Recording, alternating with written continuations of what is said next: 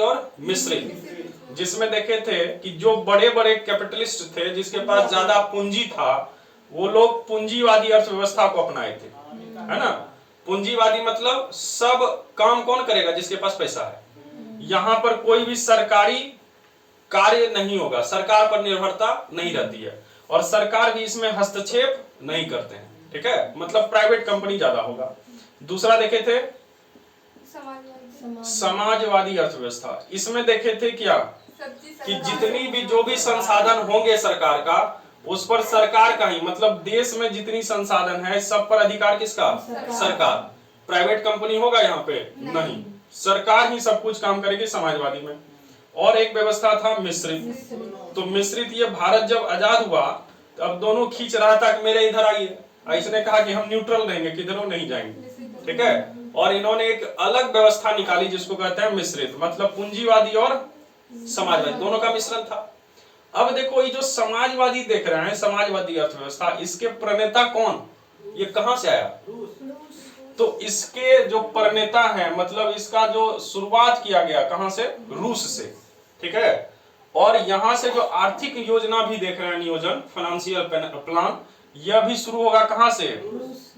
रूस से ही शुरू होगा, ठीक है। एक प्लान के तहत पैसा खर्च करने की विधि कहां से शुरू होगी? रूस। और रूस में एक नाम सुना होगा, लेनिन। नाम सुने हैं? लेनिन नाम सुने हैं? अच्छा, लेनिन का नाम बताओ कोई और, तो तक हम इंक भर लेते हैं। मृत्यु, मृत्यु नहीं, इसका एक और नाम है। देखो हम ही बोलेंगे तब याद होगा।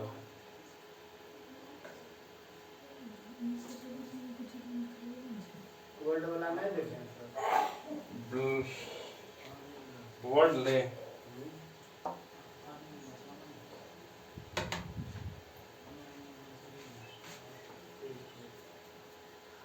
चलो देखो, पूरा नाम है व्लादिमीर, क्या नाम है? Vladimir Ilyich Ulyanov. नाम क्या है? Vladimir Ilyich Ulyanov. तो एक नाम हो गया।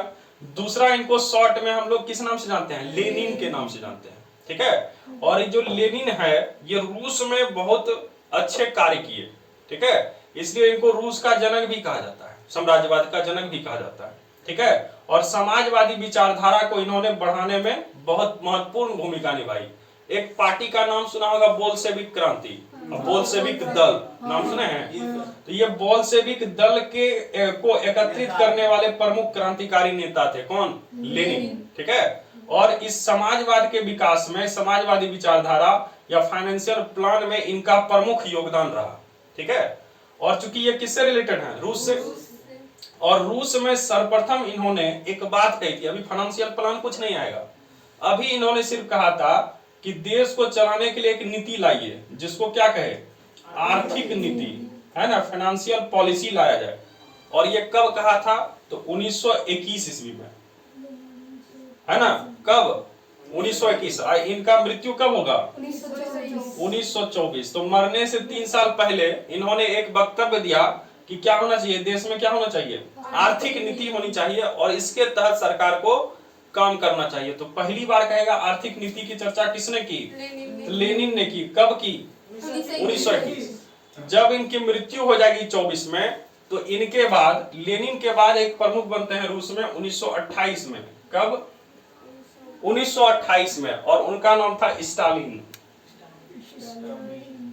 एमके स्टालिन मत कह देना, तमिलनाडु के बजाएंगे, ठीक है। ओनली कौन है? स्टालिन, ठीक है। और अभी एमके स्टालिन के जो पुत्र हैं बहुत चर्चा में है, उन्होंने सनातन को क्या से क्या कह दिया?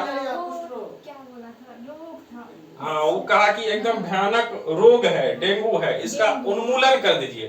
अभी इसमें भी देखेंगे आर्थिक नियोजन में आएगा गरीबी उन्मूलन। उन्मूलन मतलब होता है जड़ सहित हटा के फेंक दीजिए, है ना, मतलब उस धर्म को ही क्या कीजिए? नाश कर दिए, उन्मूलन कर दिए। तो देखो ये क्या नाम है? स्टालिन। और किसके बाद ये प्रमुख नेता बनेंगे? कब?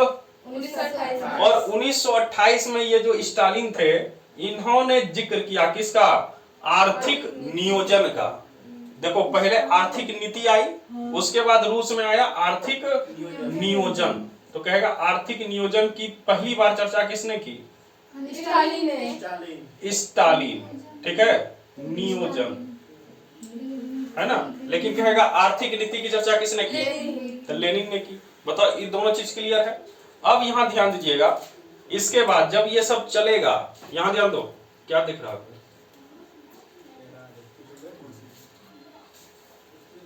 लेट कैसे कर देते हो?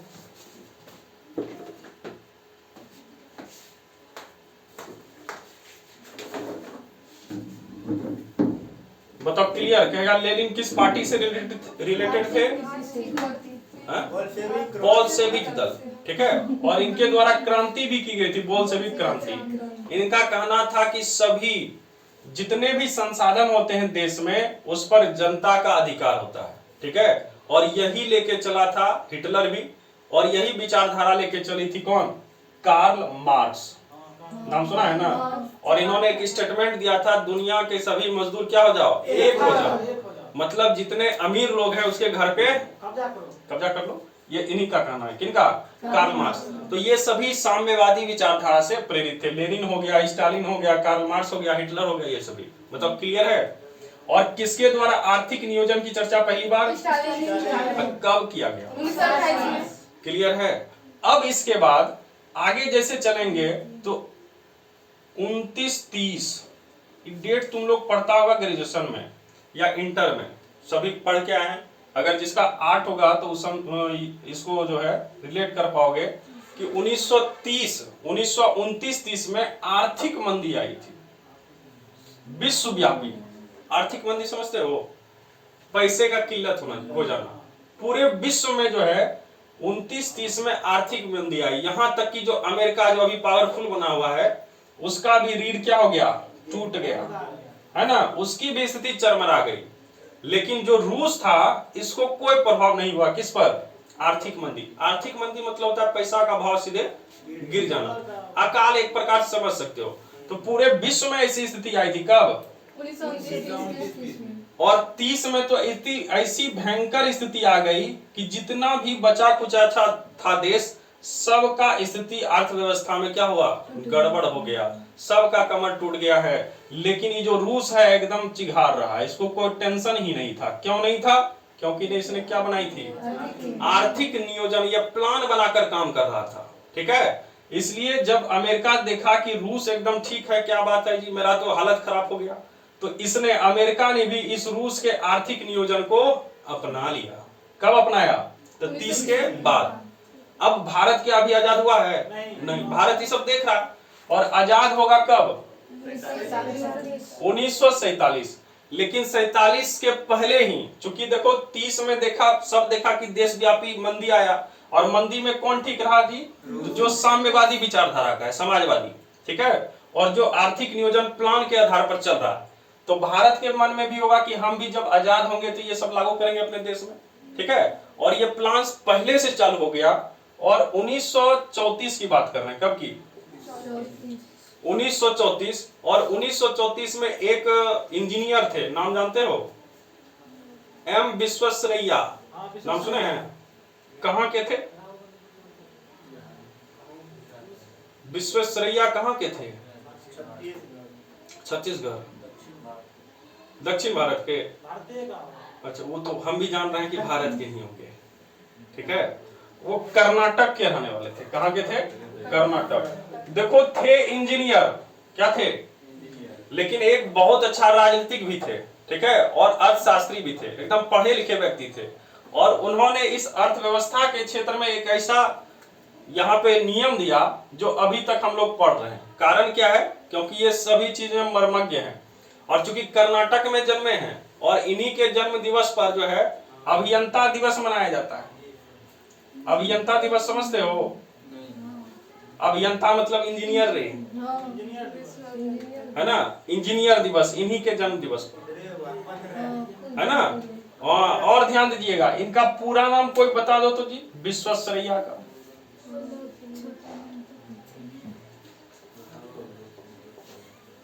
जल्दी बता दो। नहीं जानते हैं? तो आगे लगता है एम विश्वेश्वरैया, एम। अब एम का ही फुल फॉर्म कोई बता दो। मिस्टर विश्वेश्वरैया, गजब हाल है।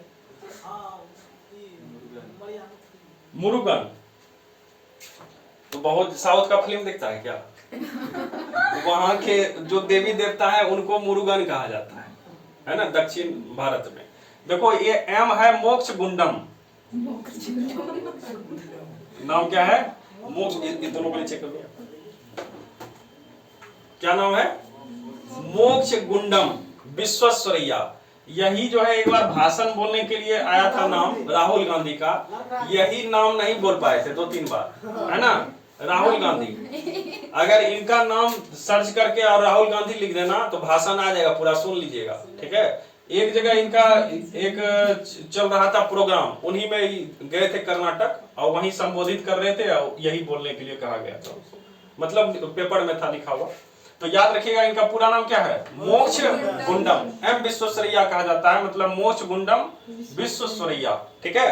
तो ये इंजीनियर थे और इंजीनियर के साथ साथ अर्थशास्त्री भी थे, और इनके द्वारा एक पुस्तक लिखी गई थी जिसका नाम था प्लांट इकोनॉमिकी फॉर इंडिया। क्या था? प्लांट इकोनॉमिकी फॉर इंडिया, ठीक है। और उसमें सबसे पहले इन्होंने आर्थिक नियोजन, भारत में आर्थिक नियोजन की बात कही थी। ध्यान देना, कई बार पूछ देगा, कहेगा प्लांट इकोनॉमी फॉर इंडिया।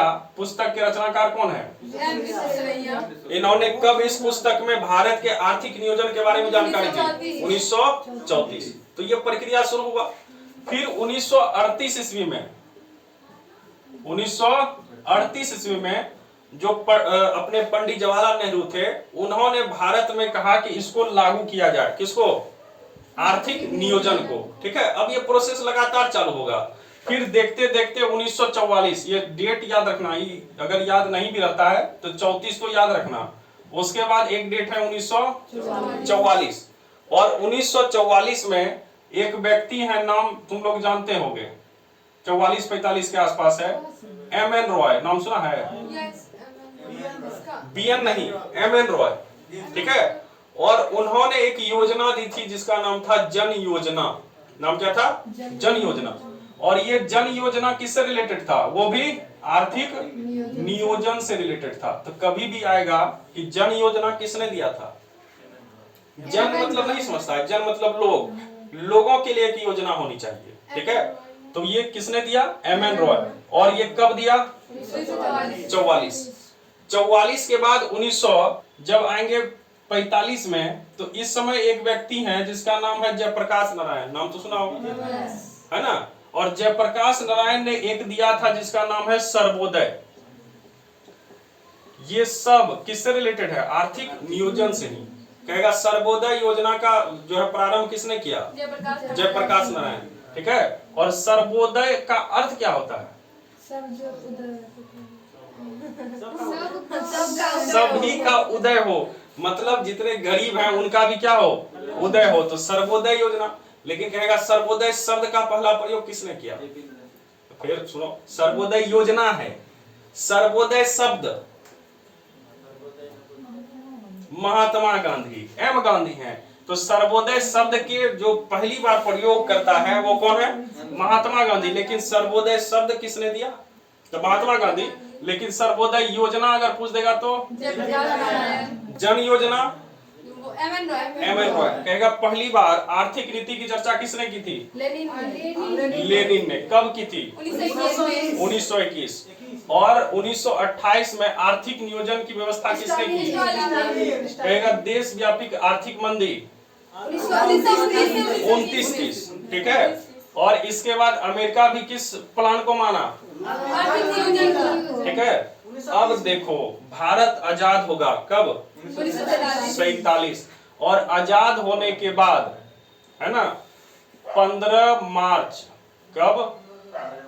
1950। ये डेट याद रखना, ठीक है। आजाद होने के बाद 15 मार्च 1950 को भारत के द्वारा एक नई चीज लाई जाएगी जिसका नाम है आर्थिक नियोजन, जिसको पंचवर्षीय योजना इसके बाद चलेगा, ठीक है, तो भारत में कहेगा आर्थिक नियोजन कब से स्टार्ट है? 1950। आर्थिक नियोजन की शुरुआत 15 मार्च 1950। ठीक है, अब यहां ध्यान दो, इसके बाद इसी आर्थिक नियोजन जो समिति थी, क्या ये संविधान में इसके बारे में कुछ लिखा गया है कि यह संवैधानिक है कि क्या है? आर्थिक नियोजन संवैधानिक है। तो संविधान में ऐसा कोई एक्ट नहीं है जिसमें कहा गया है कि ये होना चाहिए। इस एक्ट के तहत इसकी स्थापना, देखो हम क्या कर रहे हैं, 15 मार्च 1950 ईस्वी को भारत में शुरू करेगा। तो संविधान में कहां से आएगा? ठीक है, संविधान में कोई संशोधन नहीं, ये सिर्फ एक प्रस्ताव लाके इसको स्टार्ट किया जाएगा। ठीक है, इसके लिए कोई अनुच्छेद नहीं है, तो ये एक प्रकार का क्या हो जाएगा? गैर संवैधानिक, है ना, जो प्रस्ताव लेके चालू किया जाए। अब देखो इसका काम क्या था आर्थिक नियोजन का? पंचवर्षीय योजना चालू करना। क्या चालू करना? पंचवर्षीय। पंचवर्षीय मतलब 5 वर्ष के लिए कोई चीज लिखा हुआ रहे और उसके मुताबिक हम लोग उस पर काम करें। ठीक है, तो ये पंचवर्षीय योजना की शुरुआत किस योजना के तहत होगी? आर्थिक नियोजन। आर्थिक नियोजन का काम ही था कि 5 वर्ष कैसे शासन चलाना है इसकी गणना कर लीजिए। ठीक है, और जब ये पंचवर्षीय योजना बन जाएगी तो एक और बॉडी था जिसका नाम था एनडीसी, नेशनल डेवलपमेंट काउंसिल, राष्ट्रीय विकास परिषद। सही है या गलत है? और उसके बाद ये पंचवर्षीय योजना कहां जाएगी? संसद के पास। कहां जाएगी? और संसद इसके बाद इसको पुनः एक बार चेक करेगी कि योजना ठीक है या नहीं, और इसके बाद इस योजना का क्रियान्वयन किया जाता है, मतलब वर्किंग फॉर्म में इसको डाला जाता है। तो कभी भी आएगा कि बताइए पंचवर्षीय योजना का क्रियान्वयन कौन करता है, वर्किंग फॉर्म में कौन डालता है? तो संसद। कभी आएगा कि बताइए पंचवर्षीय योजना को पास कौन करता है?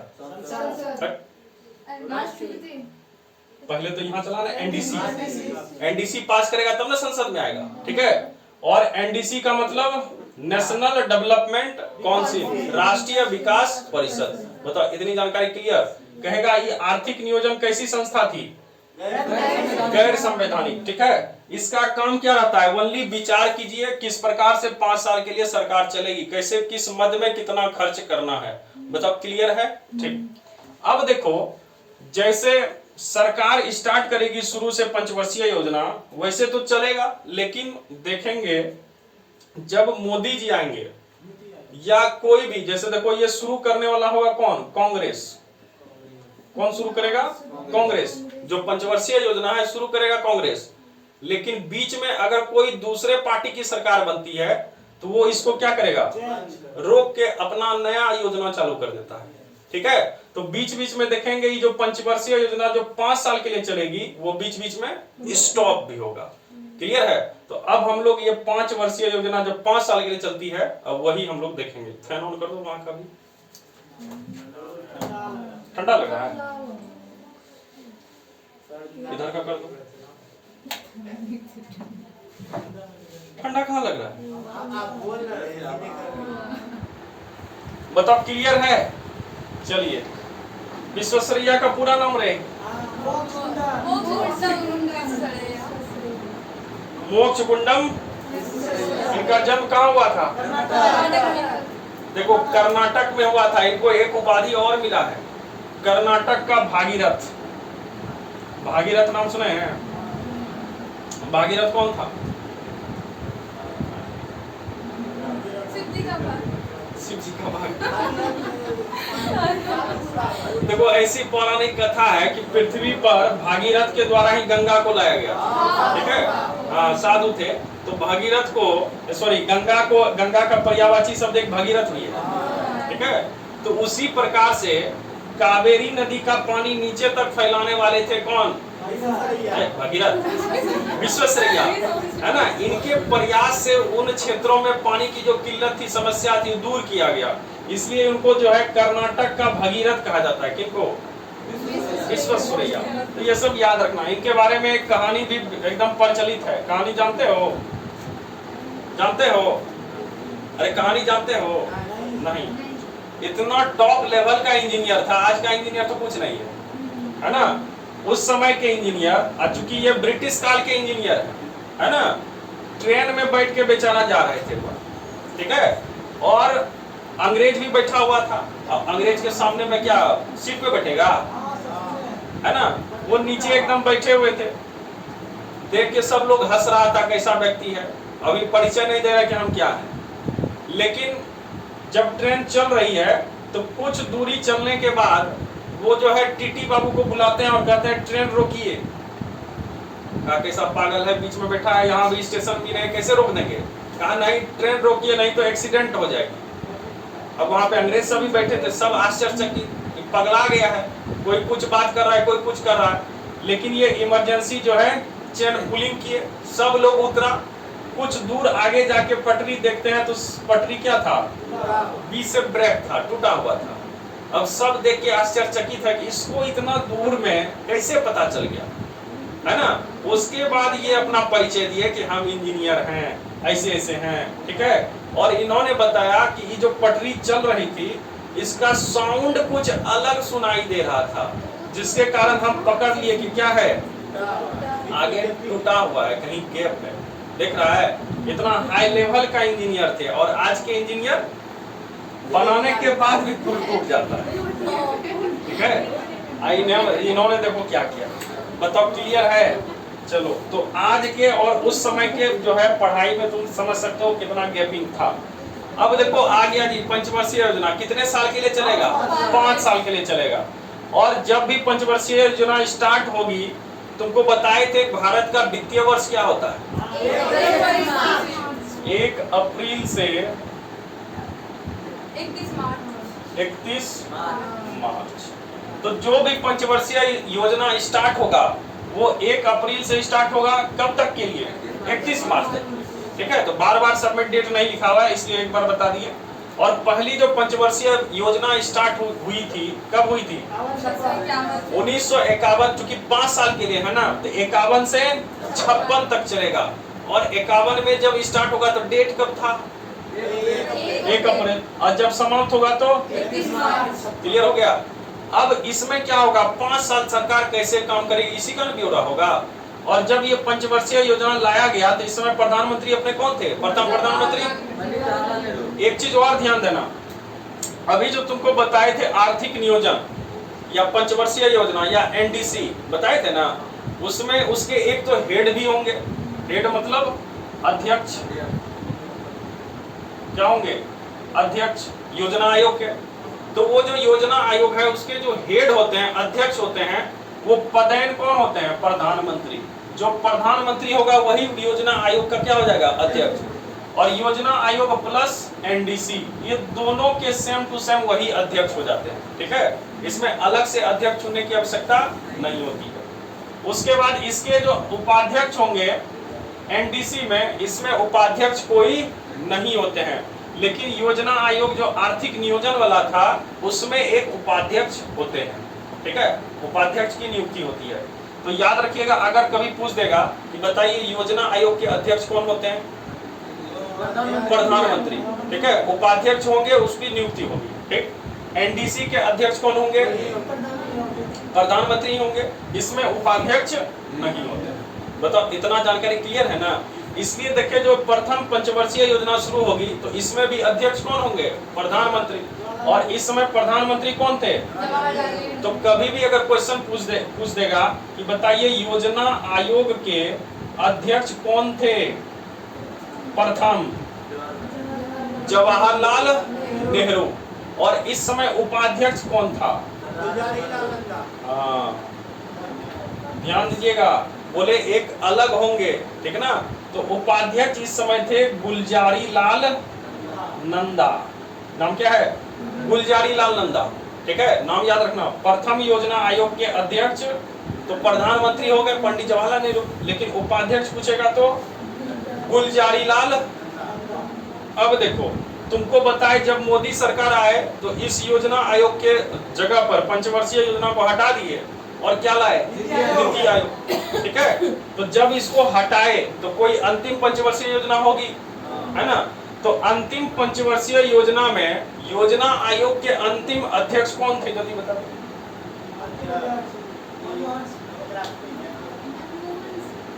मनमोहन सिंह।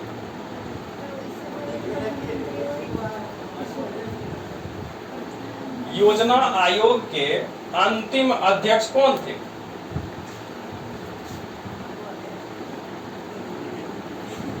क्या क्या कर रहे हो उधर? मोदी था सर। कंफर्म? देखो, अंतिम जो पंचवर्षीय योजना है 12 से 17 तक चलेगा, 5 साल के लिए। और इसी बीच तुम देखे थे 2014 में जीत कर कौन आए? मोदी आए। तो आने के बाद 15 अगस्त को इन्होंने घोषणा की थी, 15 अगस्त 2014 को, कि अब यहाँ पर इसके जगह एक नया चीज आएगा जिसको कहेंगे आपको क्या? नीति आयोग। और नीति आयोग आएगा 1 जनवरी 2015। ठीक है, देखो घोषणा 14 में हो रहा है और नीति आयोग आ रहा है कब? 1 जनवरी 2015 को। तो इस बीच में चूंकि 12 से ही पंचवर्षीय योजना चल रहा है तो 17 तक चलता है, लेकिन 15 में आकर स्टॉप हो गया। तो इस समय भी तो अध्यक्ष अभी कौन होंगे? तो नरेंद्र मोदी ही होंगे। तो अगर क्वेश्चन पूछ लेगा कि पंचवर्षीय योजना या योजना आयोग के अंतिम अध्यक्ष कौन थे, तो अंतिम अध्यक्ष नरेंद्र मोदी ही हो जाएंगे। और उपाध्यक्ष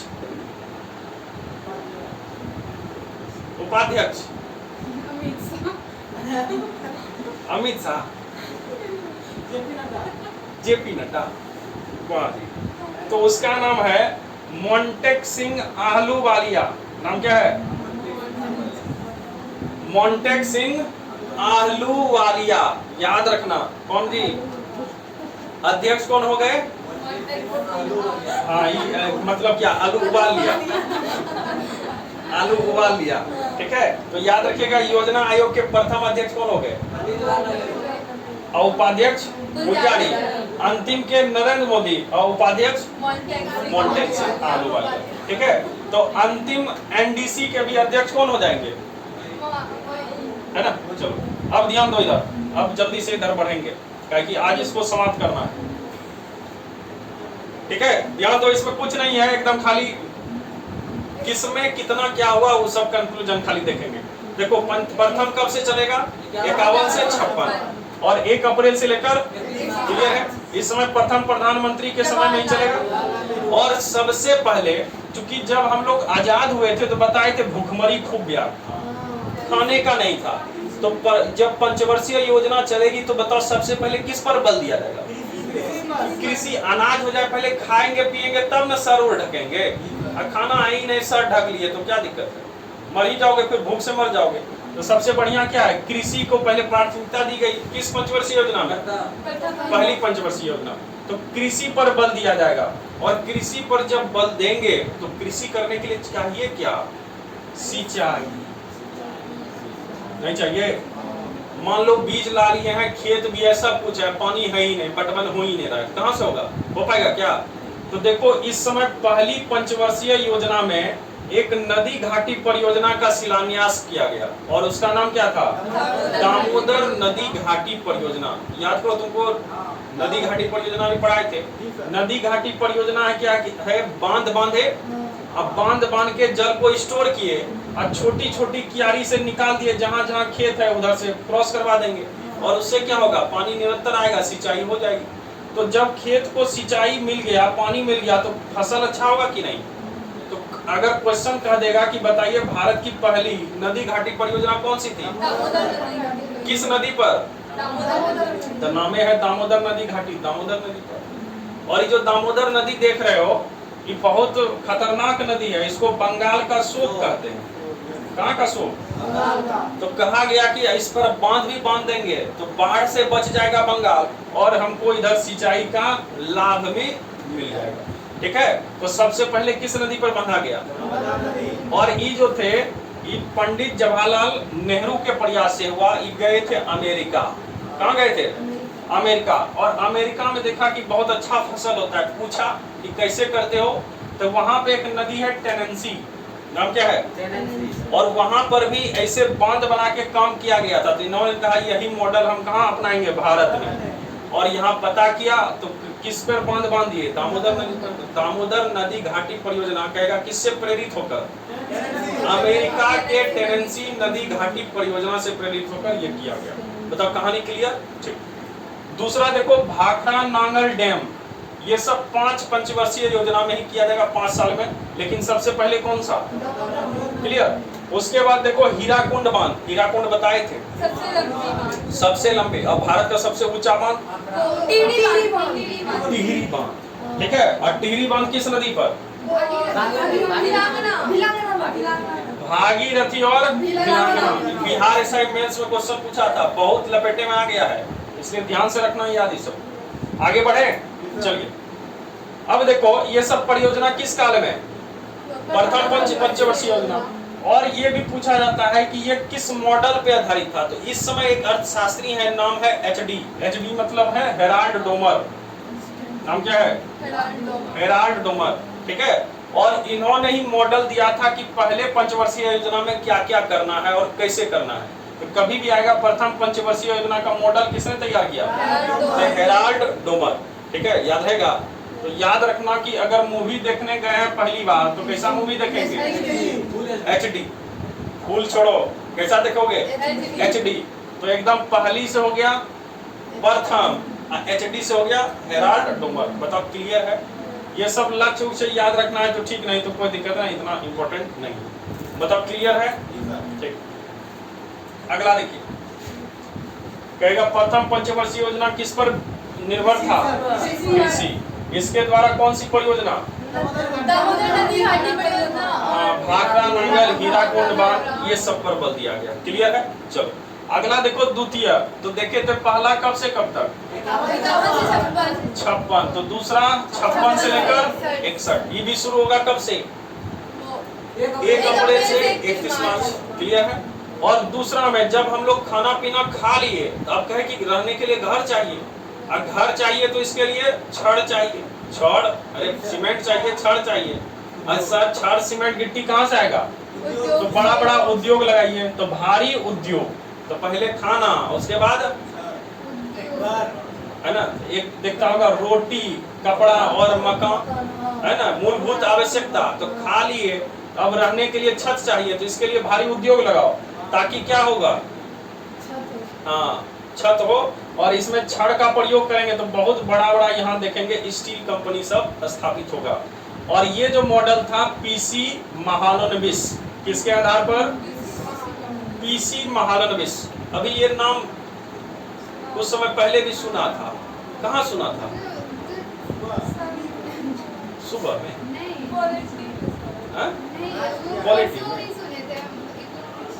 इकोनॉमिक्स में कहाँ सुने थे? अरे कहाँ सुने थे? क्लास में करा। मैटर बताओ ना। हाँ, बताए थे आजादी के बाद, है ना, प्रति व्यक्ति आय की गणना यही पीसी महालनोबिस महोदय ने किया था। तो खाली कहता है सुने थे क्लास में, क्या सुने थे? गायब, ठीक है। और 1949 में, और इनके द्वारा प्रति व्यक्ति आय कितना दिया गया था? 247 रुपया, ठीक है। तो याद रखिएगा, आजादी के बाद पीसी महालनोबिस, और आजादी के पहले दादा भाई नेहरूजी। कब? 1868। और उनकी पुस्तक का नाम पॉवर्टी ऑफ अनमिटी स्कूल। क्लियर है ना? चलो आगे देखो। तो याद रखना पीसी मॉडल दिया, ये भी अर्थशास्त्री है। अब उसके बाद देखो इसके द्वारा कौन कौन से भारी उद्योग की स्थापना हुई। तो जर्मनी के सहयोग से राउरकेला, जर्मनी के सहयोग से, रूस के सहयोग से भिलाई, और ब्रिटेन के सहयोग से दुर्गापुर, ठीक है। ये सब लोह संयंत्र है, क्योंकि लोहा रहेगा, स्टील रहेगा, तभी ना छड़ निकलेगा जी। तो ये सब भारी उद्योग स्थापित किया गया किस पंचवर्षीय योजना के तहत? दूसरी पंचवर्षीय योजना। क्लियर है? ये याद रखना, कहेगा राउरकेला जो है संयंत्र, जो है लोह संयंत्र की स्थापना किस देश की सहायता से? तो जर्मनी। भिलाई ब्रिटेन, तो ब्रिटेन की सहायता से दुर्गापुर। दुर्गापुर है कहाँ? पश्चिम बंगाल। भिलाई कहाँ है? छत्तीसगढ़। और राउरकेला उड़ीसा, ठीक है। अक्योझर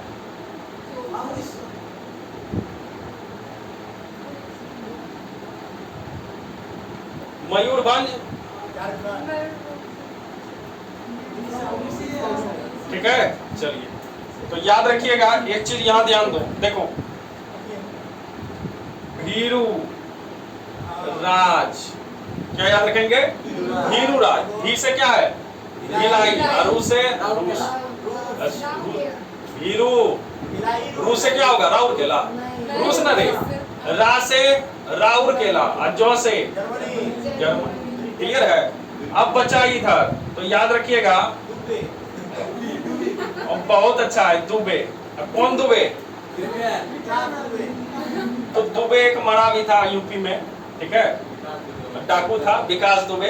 तो याद रखना दुबे, दू से दुर्गापुर, अब बे से, ठीक है। तो इस संयोग से पूछा जाता है, तो याद रखिएगा भीरू राज दुबे, भीरू राज याद रहेगा।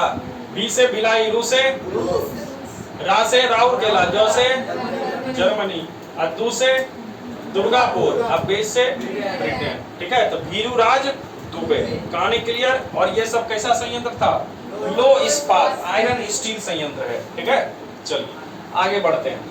तो दूसरे में भारी उद्योग पर मॉडल क्या था? पीसी महालनोबिस। अगला देखिए तृतीय पंचवर्षीय योजना, और ये जो तीसरा देख रहे हैं एकदम 3 नंबर का निकला, एकदम फ्लॉप कर गया। कौन सी परियोजना एकदम फ्लॉप कर गई?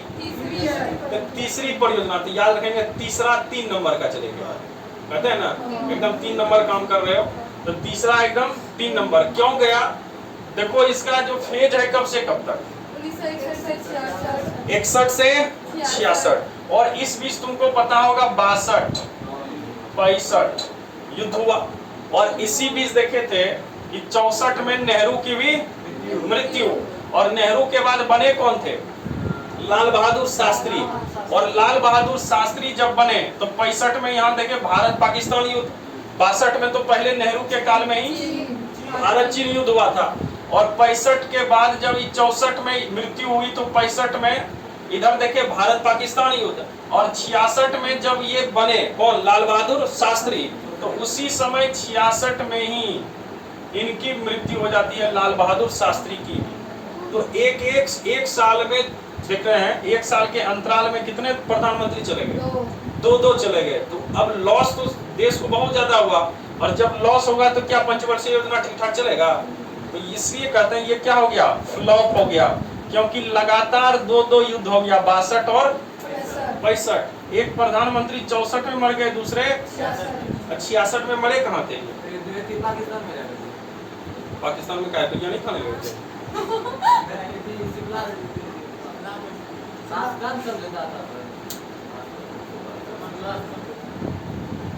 तो देखो उज्बेकिस्तान में मरे थे,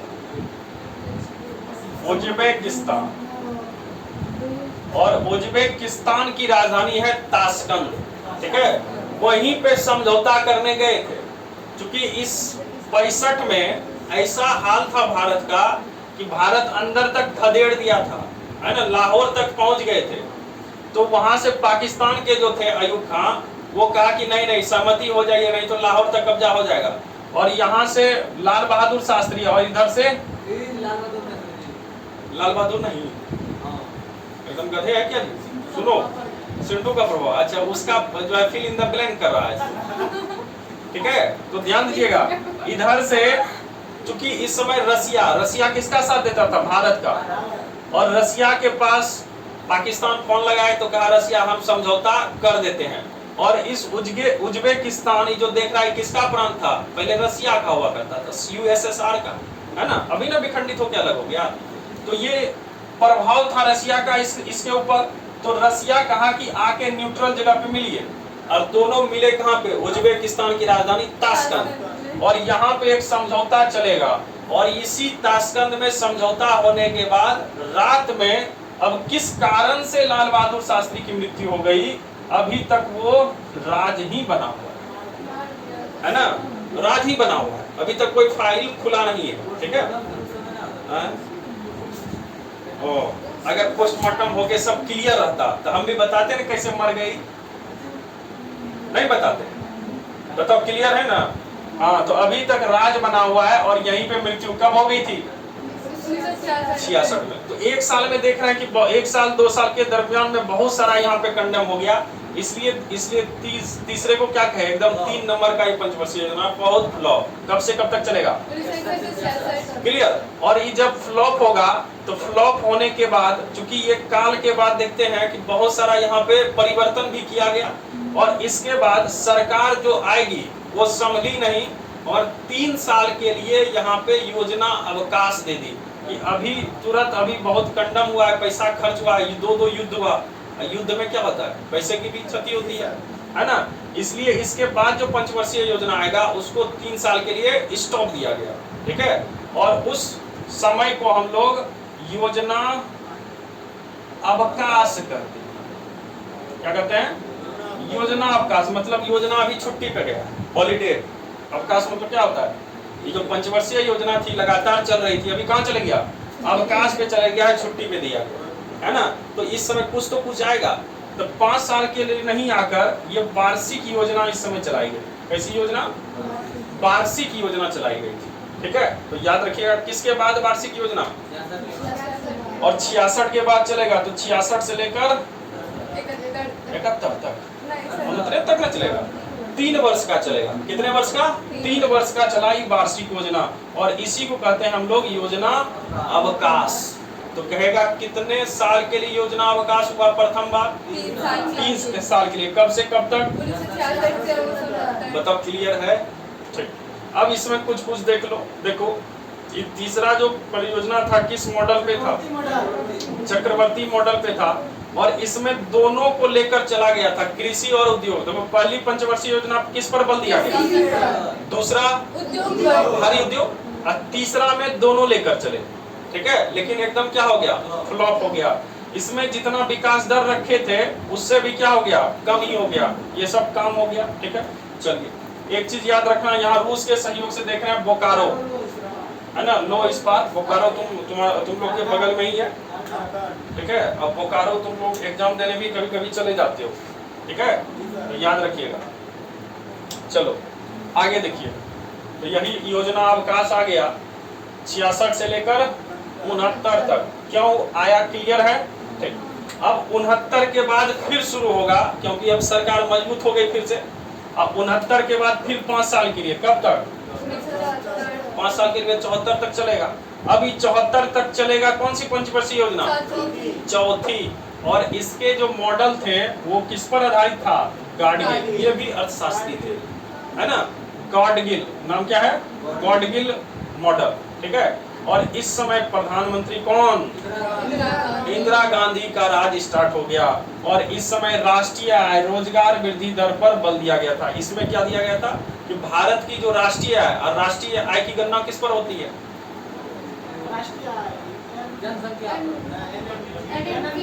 एनएनपी है ना। और एनएनपी में किससे भाग देते हैं? जनसंख्या के से भाग देते हैं, तो राष्ट्रीय आय निकल के आता है कि प्रति व्यक्ति आय निकल के आता है? प्रति व्यक्ति है ना। तो ये पर कैपिटा इनकम पर भी यहाँ पर बल दिया गया, मतलब सब में वृद्धि हो, ऐसी जानकारी लेकर यहाँ चली गई। तो याद रखिएगा, पहली पंचवर्षीय योजना में कृषि, दूसरा, तीसरा दोनों, और चौथा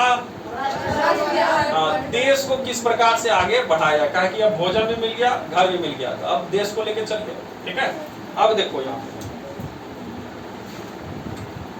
एक चीज एकदम इंपॉर्टेंट है यहाँ पे, ये 14 बैंकों का राष्ट्रीयकरण। देखो, ये पहली बार, इससे पहले जो जितने भी बैंक थे, कब की बात कर रहे हैं? 69-74 में। 69 से पहले जितने भी बैंक थे 1969, ध्यान देना, कब की बात कर रहे हैं? 1969। 69 के पहले जितने भी बैंक थे वो सभी सरकारी नहीं थे, वो अपने हिसाब से काम करता था। लेकिन जब इंदिरा गांधी प्रधानमंत्री बन के आई तो सबसे पहला काम की कि 14 बैंकों का राष्ट्रीयकरण। राष्ट्रीयकरण मतलब होता है सरकारीकरण, है ना। सब सरकार अपने नियंत्रण में इस बैंक को ले ली, ठीक है, मतलब सरकारी कर दी। तो कहेगा राष्ट्रीय बैंकों का राष्ट्रीयकरण कब किया गया? डेट इसका फिक्स है 19 जुलाई 1969। अगर याद रखना चाहो तो रख लेना, बहुत इंपॉर्टेंट है। 14 बैंकों का राष्ट्रीयकरण कब? 19 जुलाई 1900 किसके द्वारा? इंदिरा गांधी के द्वारा किया गया। क्लियर है? कितने बैंकों का? 14 बैंकों का। कब? चलो 19 जुलाई 1969। ये बहुत बड़ी उपलब्धि है किसका जी? इंदिरा गांधी का। ठीक है, अब देखो चौथी चलेगी, यहाँ कौन सा आएगा? 5वीं पंचवर्षीय योजना। और तुमको याद होगा ये बताए थे 74 से लेकर है 79, लेकिन इसी बीच में 75 में जो है आंतरिक अशांति का हवाला देकर इमरजेंसी लगेगा ना।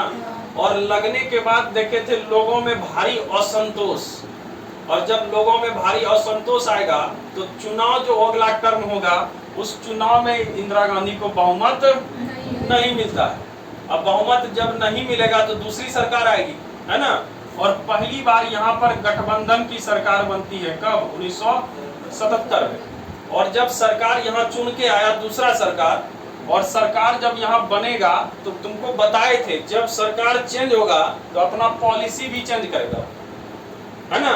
और सरकार जब चुन के आई और 78 में अपना काम संभाली तो इस 78 में ही पंचवर्षीय योजना को क्या किया? समाप्त कर दिया। देखो चलना कब था? 74 से लेकर और समाप्त कर दिया कब? 78 में। तो कहेगा कौन सी पंचवर्षीय योजना 5 साल नहीं चली? एक तो 5वीं है, एक आगे और देखेंगे 2012 से 17 वाला, ये भी नहीं चली। ठीक है, प्रधानमंत्री मोदी क्या किए? बीच में ही बंद कर दिए कि बहुत हो गया चलाए हुआ, अब बंद करो। ठीक है, तो याद रखिएगा 5वीं पंचवर्षीय योजना कितने साल? 4 साल ही चला। क्यों? क्योंकि गैर कांग्रेसी सरकार का यहाँ गठन हो गया, और गैर कांग्रेसी सरकार में प्रधानमंत्री बन के आए मोरारजी देसाई। कौन आए थे? मोरारजी देसाई, याद रहेगा। चलो अब देखो यहाँ पे, लेकिन पंचवर्षीय योजना जब चला तो इसमें कुछ रहा होगा ना कि किस पर बल देना है। तो इसमें क्या था जी? गरीबी हटाओ का बात कहा गया, गरीबी हटाओ का नारा दिया गया। देखो गरीबी उन्मूलन अलग है, गरीबी हटाओ का नारा कहेगा तो 5वीं पंचवर्षीय योजना में किसके द्वारा? इंदिरा गांधी। ठीक है, और कहा जाता है कि गरीबी हटाओ के नाम पर गरीबों को ही हटा दिया गया। किसको हटा दिया गया? और तुमको इस बीच में एक बताए थे, याद करो, ठिठुरता हुआ गणतंत्र, याद है ना। हरिशंकर प्रसाद की एक कविता थी, और ये जब पंचवर्षीय योजना आया था तो इसी समय उन्होंने कविता लिखा था कि इंदिरा गांधी कह रही है किसको हटाओ? अब वो सब लग रहा है कि गरीबी न कहीं हट जाए, तो ताली बजाएगा कहाँ से? अरे कहानी याद है कि नहीं? चलिए ठीक है, अभी कहानी नहीं कहेंगे। बताओ ये कहानी क्लियर इधर? कोई तरह की दिक्कत? अब देखिए तो 78 में ही ड्रॉप हो गया, तो 78 से 79 1 साल के लिए फिर एक छोटा सा शासनकाल चलेगा अलग, जो पंचवर्षीय योजना नहीं होगा। और 79 से 80 ये 2 साल का जो बीच में गैप हुआ, तो यहाँ जो गैर कांग्रेसी सरकार बनी थी उसके द्वारा एक योजना अलग से चलाएगी, वार्षिक योजना। ठीक है, तो बीच में गैप देख लो। पंचवर्षीय योजना कितने? 5वीं पंचवर्षीय योजना कितने साल? 74 से लेकर 78। लेकिन 78 से लेकर 80 तक क्या कौन सी योजना? तो वार्षिक प्लान चला, है ना। वार्षिक समझते हैं ना, एक वर्ष के लिए। ठीक है, और इस समय प्रधानमंत्री कौन थे? मोरारजी देसाई। ठीक है, और इस समय जब पुनः चुनाव हुआ तो फिर किसको मिल गया गद्दी? इंदिरा गांधी को मिल गया, और पुनः इंदिरा गांधी 80 में विराजमान हो जाती है, और आगे की कार्रवाई फिर चलेगी। तो क्लियर है। और इंदिरा गांधी जब बनेगी तो फिर चालू हो जाएगा। ठीक है, तो बताइए छठी पंचवर्षीय योजना शुरू होगा कि नहीं? देख लो 80 से 85 चालू हो गया। ठीक है, और 80 से 85 में जब इंदिरा गांधी आई तो अब की बार नारा दी, कहे कि उस पिछले बार दिए थे ना गरीबी हटाओ का नारा, अब गरीबी उन्मूलन, जड़ से उखाड़ कर फेंक देंगे गरीबी को, गरीबों को नहीं। गरीबी जो है, दरिद्रता जो है उसको हटाना है। ठीक है, तो कहेगा गरीबी उन्मूलन का लक्ष्य किसमें रखा गया? लेकिन गरीबी हटाओ का नारा 5वीं में ही दे दिया। क्लियर है? ठीक, आगे देखिए 5वीं हो गया, अब कौन सा चलेगा? ये छठी हो गया, छठी भी हो गया। उसके बाद 7वीं, और 7वीं भी अभी रेगुलर चलेगा। इधर चले गया, 10वीं पहुंच गए। 85 से देखो 80 में आई, 80 से कहाँ चली? 85 और सातवीं 85 से 90। और इस बीच में कौन आ गए? राजीव गांधी। क्यों राजीव गांधी? इंदिरा गांधी की मृत्यु हो गई। 84 में इंदिरा गांधी चली गई। अब 84 में जाएगी तो सहानुभूति मिला किनको? राजीव कहा पुअर हो गया बच्चा। क्या हो गया? ठीक है, तो सहानुभूति के कारण जो है इसको सबने वोट दिया। एबिलिटी होगी उतनी नहीं थी, ठीक है, क्योंकि सहानुभूति के रूप में इनको वोट मिला और ये देश के क्या बन गए? पीएम बन गए, ठीक है। और इन्होंने चूंकि इनके परिवार के द्वारा लाया गया था पंचवर्षीय योजना, तो आगे बढ़ाएंगे कि नहीं? आगे बढ़ाएंगे। और इन्होंने लक्ष्य दिया आत्मनिर्भरता। और आत्मनिर्भरता मतलब अपने आप पर खड़ा हुई, ठीक है। और इसके लिए इन्होंने काम किया। और इसके लिए देखते हैं क्या, क्योंकि इंदिरा गांधी मर चुकी है, उन्हीं के सहानुभूति पर बने हैं। तो इंदिरा आवास योजना कब से शुरू होगा? 85 से 90। कौन सी पंचवर्षीय योजना? कहेगा इंदिरा आवास योजना किस पंचवर्षीय योजना के द्वारा? 7वीं के द्वारा, ठीक है। उसके बाद जवाहर रोजगार योजना, ये भी चालू कर दिया। और एक इम्पोर्टेंट है, भारत में स्पीड पोस्ट की शुरुआत है ना 86 में किया गया। कब किया गया? 1986 में। किस चीज की शुरुआत? Speed post. स्पीड पोस्ट समझते हैं? डाक वाला जो चलता है द्रुतगामी। तो स्पीड पोस्ट की शुरुआत किसके द्वारा? राजीव गांधी। किस पंचवर्षीय योजना? इंदिरा गांधी आवास। और इस इंदिरा गांधी आवास का नाम बदलकर प्रधानमंत्री आवास योजना हो गया, ठीक है। और ये करने वाले कौन थे? थे नहीं, हैं नरेंद्र मोदी। क्लियर है? इन्होंने कहा किसी के नाम पर नहीं होना चाहिए, क्योंकि ये भी प्रधानमंत्री थे, इसलिए सीधे रखिए प्रधानमंत्री आवास योजना। क्लियर है? चलो। लेकिन कहेगा प्रधानमंत्री ग्राम सड़क योजना किसने शुरू किया था? प्रधानमंत्री ग्राम सड़क योजना, जो गांव गांव में देखता है सड़क है, ये योजना मोदी जी। कौन प्रधानमंत्री? राजीव गांधी, इंदिरा गांधी, राजीव गांधी। जल्दी बताओ, इतना लेट लगा रहे हो, आगे बढ़ेंगे हम फटाक से। अटल बिहारी वाजपेयी कौन थे? अटल बिहारी वाजपेयी। और जो सड़क की कनेक्टिविटी के लिए देखते हैं वो एक है स्वर्णिम चतुर्भुज योजना, वो भी किसके द्वारा? अटल बिहारी वाजपेयी।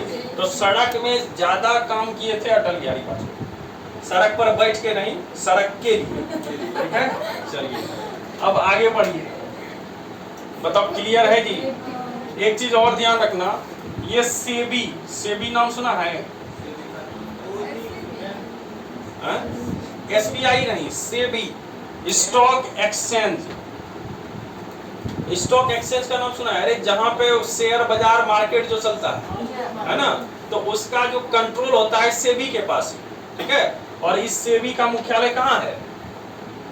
मुंबई में, ठीक है। और यहीं से सब चीज रेगुलेट होता है, शेयर बाजार वाला, निफ्टी जिसको कहते हैं, बुल बियर नाम सुना होगा, है ना। तो वो सब सेबी के द्वारा कंट्रोल होता है। इसकी भी स्थापना किस समय? 7वीं पंचवर्षीय योजना के समय। बताओ क्लियर? चलो अब कहानी इसको खत्म करते हैं। कौन सी पंचवर्षीय योजना थी? 7वीं। 7वीं के बाद कौन सा चलेगा? 8वीं। ये सब याद करने लायक उतना नहीं है, लेकिन अब रख दिए तो एक बार सुन लीजिएगा। कब से? 92 से 97। और इस समय पीवी नरसिम्हन राव। अरे 90 और 92 में 2 साल गैप होगा, ठीक है। अब गैप उतना कितना गैप करेंगे, ठीक है। सीधे देखिए 92 to 97, ये 7वीं की 8वीं है। और इस समय प्रधानमंत्री हैं और वित्त मंत्री हैं तुम्हारे मनमोहन सिंह। और दोनों ने मिलकर कॉम्बिनेशन किया और एक नया चीज दिया, एलपीजी सिस्टम, ठीक है। याद रखिएगा, ये अब की बार से कोई एग्जाम में पूछा था कि एलपीजी सिस्टम किस पंचवर्षीय योजना के द्वारा? 8वीं के द्वारा, ठीक है। और 8वीं में किस वर्ष? तो 92 में, क्योंकि तुमको पता होगा, तुमको बताए थे 1991 में भारत की अर्थव्यवस्था बहुत चरमरा गई, है ना। और चरमराने के बाद यही लोग कमान धरे। मनमोहन सिंह वित्त मंत्री थे और बहुत बड़े अर्थशास्त्री भी थे, और नरसिम्हन राव ये प्रधानमंत्री बने। और दोनों के द्वारा, तो देखो यहाँ लिखा है राव मनमोहन मॉडल। राव मतलब नरसिम्हा राव और इधर मनमोहन सिंह, दोनों मॉडल ने इन्होंने मिलकर एक मॉडल तैयार किया। और मॉडल क्या दिया? LPG system. और एलपीजी क्या था? ग्लोबलाइजेशन, निजीकरण, निजी मतलब प्राइवेटाइजेशन, और एक हो गया उदारीकरण, लिबरलाइजेशन। उदारीकरण मतलब प्राइवेट कंपनी के प्रति उदार बनिए, बहुत ज्यादा लाइसेंस के चक्कर में नहीं पड़िए, है ना। अगर मान लो कोई छोटा से छोटा अभी उद्योग खोलना चाहते हो, अभी तो आसानी से खोल सकते हो, लेकिन आज से अगर 20-25 साल पीछे जाएंगे तो पता चलेगा कोई एक छोटा सा फर्म खोलने के लिए फलाना लाइसेंस, ये लाइसेंस, वो लाइसेंस करते रहिए, है ना। तो कोई भी नई कंपनी जो विदेश से भारत में आती थी, आना नहीं चाहती थी, बहुत सारा कागज मांगता है, वहाँ जाना ही नहीं है, बहुत सारा पैसा खर्च होता है। लेकिन जब एलपीजी सिस्टम आया तो इसके द्वारा कहा गया कि उदार बनिए, किसके प्रति? कंपनी के प्रति, उसको सहयोग दीजिए, जमीन अलॉट करवाइए, ठीक है, लाइसेंस जल्दी प्रोवाइड कीजिए, ताकि विदेशी कंपनी भी भारत में आकर क्या करे? निवेश करे, और जब निवेश करेगा तो भारत में भी क्या बढ़ेगा, है ना, इसका ट्रेजरी बढ़ेगा, ठीक है, जो संचित निधि है ये बढ़ेगा। और संचित निधि यहाँ पे बढ़ा भी, क्योंकि देखे थे 91 में यहाँ का जो सोना था गिरवी रखना पड़ गया, है ना, तो इसलिए स्थिति को ये सुधारा किसने जी? देखो अभी नरेंद्र मोदी आकर अगर कुछ प्राइवेट करते हैं, कहते हैं कि इन्होंने गलत किया। ये कब से शुरू हुआ है? इसका अर्थ ही है लिबरलाइजेशन मतलब उदारीकरण, प्राइवेटाइजेशन मतलब निजीकरण, यहीं से निजी करने का शुरुआत हुआ। और जी से ग्लोबलाइजेशन मतलब एक देश दूसरे देश के साथ लिंक हो जाए और व्यापार आदान प्रदान होगा, जिससे क्या होगा? आमदनी बढ़ेगी। तो यहीं से स्टार्टिंग कहेगा किस वर्ष? 1992 में हुआ, 91 में तो एकदम मंदी में चले गए। क्लियर है? चलिए अगला कौन सा है? 9वीं पंचवर्षीय योजना। कब से कब तक रेगुलर चलेगा? 97 से 2। और इस समय कौन थे? अटल बिहारी वाजपेयी। और इसी समय देखे थे पोखरण अभियान सब हुआ था, इम्पोर्टेंट था, ठीक है। चलो कौन सा? ये इस समय बहुमत नहीं था इनके पास, ठीक है, इन्होंने रहा जो चल रहा है चलने दीजिए, ठीक है, चल गया, क्योंकि बहुमत रहता तब ना हटाते कुछ भी। अगला देखिए, अभी रेगुलर चलेगा। आ गया कौन सा? 10वीं पंचवर्षीय योजना, 2 से लेकर 7। और ये जब चलेगा, इस समय कौन आए?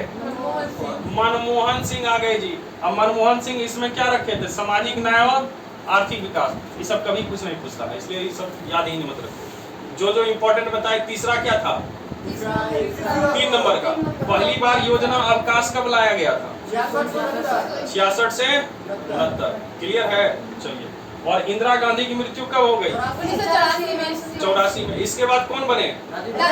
राजीव गांधी। और राजीव गांधी के द्वारा स्पीड पोस्ट कब लाया गया? 14 बैंकों का राष्ट्रीयकरण कब हुआ? डेट सहित 19 जुलाई 1969। क्लियर है? चलो आगे बढ़ो। देखिए 11वीं इंपॉर्टेंट है। कब से कब तक होगा? 7 से लेकर 12। और इसमें मनमोहन सिंह थे, और इसमें जितना वृद्धि दर रखा गया था उससे बहुत ज्यादा बढ़कर यहाँ क्या हुआ? हम लोग काम कर गए, ठीक है, मतलब 8% वृद्धि दर रहा। किस पंचवर्षीय योजना का? तो कहेगा कौन सी परियोजना एकदम टॉप पर चली? 11वीं। कौन सा 3 नंबर का रह गया? तो तीसरी। कौन सी पंचवर्षीय योजना जो है 4 साल चली? 5वीं पंचवर्षीय, ठीक है। और एक लास्ट वाला देखेंगे तो वो भी कम में चला है, ठीक। आगे देखिए 11वीं क्लियर। 11वीं के बाद 12वीं, यही 12 से लेकर 17 तक चलता। लेकिन अभी मोदी जी आ गए 14 में जीत कर और बंटाधार हो गया इनका, ठीक है। देखिए सब तुम्हारा जो है डॉक्यूमेंट तैयार है।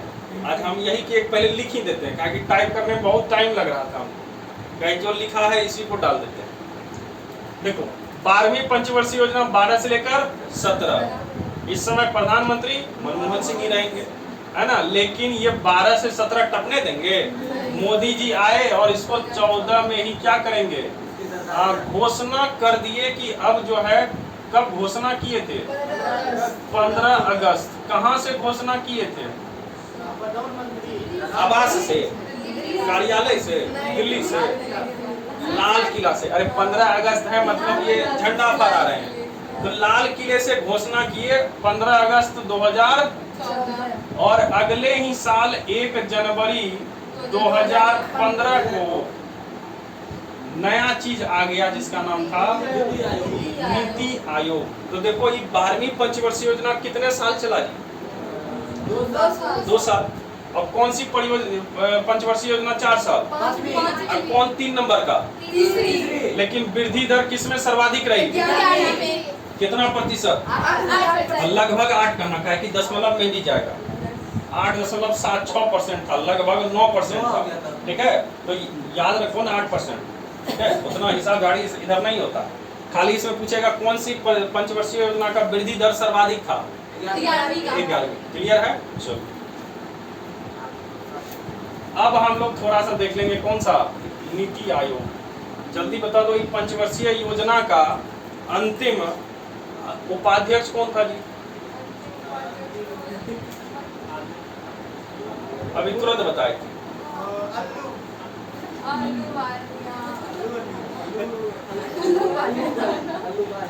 आलू उबाल लिया याद है तो हो जाएगा। आलू बालिया, मोंटेक सिंह आलू बालिया। क्लियर है? चलो जल्दी बताओ, नीति आयोग की स्थापना कब हुई? 1915 है ना। और नीति आयोग का बार तुमको कहते हैं कि फुल फॉर्म याद रखो, national institution for transforming India. ठीक है, इंडिया को बदलने के लिए एक इंस्टीट्यूट हो गया जिसका नाम क्या होगा? क्या नीति आयोग संविधान में कहीं लिखा हुआ है? तो ये भी गैर संवैधानिक है, एक प्रकार का परामर्श देने वाली संस्था। ठीक है, इसको हम लोग थिंक टैंक के नाम से भी जानते हैं। थिंक टैंक समझते हो? सोचने वाली संस्था, इस सोच के बताएगा, हम लोग काम करेंगे काम। ठीक है, और क्या ये नीति आयोग किसको हटाने के बाद आया? पंचवर्षीय तो हट गया, योजना आयोग, ये याद रखना, योजना आयोग। अच्छा, योजना आयोग के द्वारा जो भी बनता था योजना, उसको किस नाम से जानते थे? पंचवर्षीय योजना। पंचवर्षीय योजना को पहले कौन पास करता था? एनडीसी, राष्ट्रीय विकास परिषद। क्या इसको भी हटा दिए? इसको रहने दिए हैं कि रहो, क्योंकि इसमें जो सदस्य होते हैं इसके सभी राज्य के जो मुख्यमंत्री होते हैं इस एनडीसी के सदस्य होते हैं, है ना। तो सभी राज्य के मुख्यमंत्री यहाँ बैठते हैं और जो नीति आयोग के द्वारा जो भी पारित होगा वो एनडीसी के पास भी जाएगा और एनडीसी के बाद फिर कहाँ जाएगा? लास्ट में संसद, और संसद के बाद वो सब लागू किया जाता है। ठीक है, सब प्रोसेस वही है, सिर्फ योजना आयोग के जगह पर नीति आयोग का। मतलब क्लियर है? ठीक, अब जल्दी से बता दिए नीति आयोग के अध्यक्ष कौन? अध्यक्ष, प्रथम अध्यक्ष मोदी। अच्छा, अंतिम अभी कौन है अध्यक्ष? तो देखो इसमें भी सेम वैसा ही चलेगा, अध्यक्ष प्रधानमंत्री ही रहते हैं। ठीक है, क्या रहते हैं? मोदी ही रहेंगे। अगर पूछेगा उपाध्यक्ष बताइए, इसमें भी तो होगा, कौन होगा? अल्लू इतना दिन कहाँ रहेगा? अच्छा, पहला उपाध्यक्ष बता दो पहले। पहला जिस समय 2015 की बात कर रहे हैं उस समय अल्लू होगा। अल्लू जो है वो कांग्रेस के हैं, तो अल्लू को खींच के इधर लाएगा? नहीं पता है। उनका नाम था अरविंद पनगड़िया। नाम क्या है? अरविंद पनगड़िया। ये प्रथम नीति आयोग के क्या थे? उपाध्यक्ष। ठीक है, और जो उपाध्यक्ष होते हैं ये कोई मंत्री नहीं होता है, ये अलग से बताए थे नियुक्ति होगा, और जिसकी भी नियुक्ति होगा उसको कैबिनेट मंत्री का दर्जा मिलता है। कैबिनेट मंत्री समझ गए? जैसे रक्षा मंत्री कैसे हुए, तो उनको जितनी सुरक्षा मिलती है उतना ही सब कुछ किसको मिलेगा? जो इस नीति आयोग के क्या होंगे? उपाध्यक्ष होंगे। बताओ, इतनी जानकारी के लिए। दूसरा चीज, अभी ये तो प्रारंभ में हो गया, अभी वर्तमान में अगर पूछेगा अध्यक्ष कौन, तो अध्यक्ष तो सेम रहेगा, नरेंद्र मोदी। उपाध्यक्ष पूछ देगा तो हाँ, तो उपाध्यक्ष है सुमन बेरी। नाम क्या है? इसके पहले थे राजीव कुमार, वो इस्तीफा दे दिए, तो सुमन बेरी हैं। लेकिन पूछेगा बताइए सीईओ कौन है? हाँ, BBR सुब्रमण्यम। सीईओ कौन है? सीईओ समझते हैं? CSO चीफ एग्जीक्यूटिव ऑफिसर, मतलब कार्यकारी अधिकारी, ठीक है। और ये कार्यकारी अधिकारी अभी कौन है? आर सुब्रमण्यम। याद रखना, BVR इतना पूरा लंबा चौड़ा है, तो सुब्रमण्यम याद रखिएगा। कौन है जी? उपाध्यक्ष कौन है? अध्यक्ष कौन है? नरेंद्र मोदी। पहले, सबसे पहले नीति आयोग के अध्यक्ष नरेंद्र मोदी। उपाध्यक्ष अरविंद पनगड़िया। बताओ क्लियर है? ठीक। इसका काम क्या है? योजना बनाना, ठीक है। चलिए बताओ, कोई तरह का दिक्कत? अब इसके बाद हम सोचे थे मुद्रा करते, लेकिन मुद्रा में तुम लोग दिया है 5 मिनट का टाइम दे सकते हो? खाली मुद्रा देख लो। मुद्रा समझते हैं क्या होता है? मुद्रा तो पैसा, सिक्का। और जो तुम्हारे पास नोट है वो सभी मुद्रा ही है।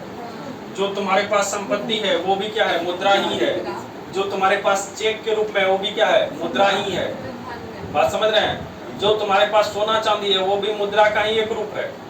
क्लियर ना? वो सभी क्या है? मुद्रा ही है। उसका भी वैल्यू है कि नहीं? देखो, एक सुना होगा चल संपत्ति, एक सुना होगा अचल संपत्ति। ये अचल संपत्ति क्या है? अचल जमीन जायदाद, बॉन्ड, है ना? तो ये सब हो गया अचल। अब पैसा कौड़ी ये चल, आज है कल गया, ठीक है। तो चल अचल ये सब मुद्रा के क्या है? प्रकार। मुद्रा अभी यही खत्म नहीं होता है, बहुत ज्यादा है। इसको हम थोड़ा सा कटिंग मारे हैं, ठीक है, क्योंकि यहाँ से क्वेश्चन तुम्हारा आता है यहीं से।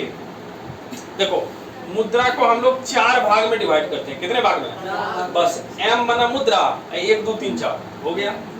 M मतलब मुद्रा, 1 से लेकर। अब किस कैटेगरी में कौन सी मुद्रा रहती है थोड़ा सा ध्यान दीजिएगा, कि बैंक में भी पैसा रहता है ना। देखो, अगर M1 कह दिए, किसी को जाने में दिक्कत नहीं है? ठीक। M1 है जो जनता के पास नोट रहता है, नोट। जो तुम्हारे पास नोट है जेबी में, ठीक है। अब प्लस जो सिक्का है, अब प्लस बैंक में तुम्हारा खाता हुआ कि नहीं? तो जनता से रिलेटेड जो तुम्हारा नोट हुआ, जो सिक्का हुआ, बैंक में जो करेंट अकाउंट हुआ या बचत खाता हुआ, तो ये सब जो है किस प्रकार की मुद्रा के अंतर्गत आता है? M1 कहेगा। M1 मुद्रा में किसको सम्मिलित किया जाता है? तो जनता के नोट हो गए, सिक्के हो गए, और बैंकों में जमा जो खाता है, चाहे चालू हो या ये किस प्रकार का होगा? क्या कही? चालू या बंद? बचत। हाँ। देखो, चालू खाता करेंट अकाउंट हुआ, जिससे एकदम पैसा बहुत ज्यादा मात्रा में हमेशा निकालते रहते हैं, वो करेंट हो गया, ठीक है। एक बचत होता है सेविंग, उसका लिमिट होता है कि इतना ही पैसा निकालना है। करेंट में कोई लिमिट नहीं, 10 लाख एक बार में दिए, निकाल दिए, और तुरंत निकाल सकते हैं, ठीक है। तो दोनों अलग अलग, ठीक है। कौन सा ही बताए? अब चलते हैं किस पे? M2।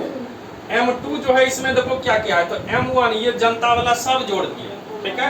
प्लस डाक घर का जो मांग जमा होता है, जिसको डिमांड ड्राफ्ट कहते हैं, डिमांड डाकघर में भी आता है, ठीक है।